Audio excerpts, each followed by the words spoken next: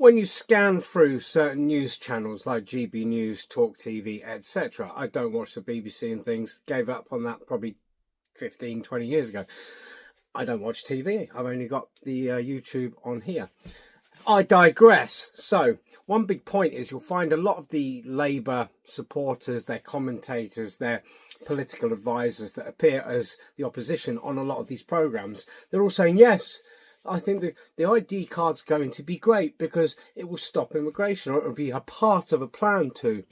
Despite the fact, as I've said way before these people, hours before, it's done nothing in Europe. How the hell do you translate that? Well, their big argument now, saying how great this is going to be basically, well, you've got to have this because you know what will happen.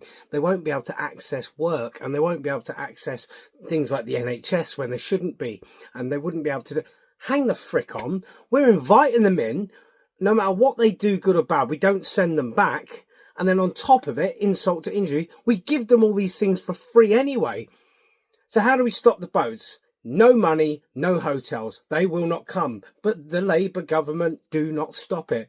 So why do you think they're all daft enough to believe that this will stop them? Why?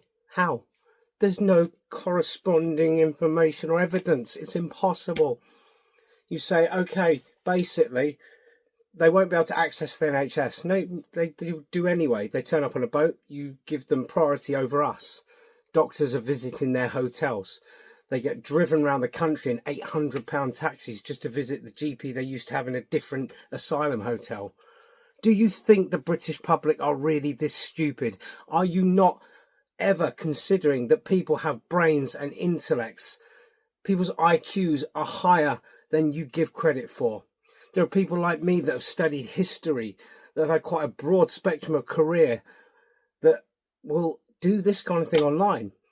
Channel 4, lapdogs of the establishment, have also just put together a documentary kind of thing, basically saying that citizen journalists who go around filming all the protests at the hotels, etc., are basically scumbags, that they're profiteering off a scenario.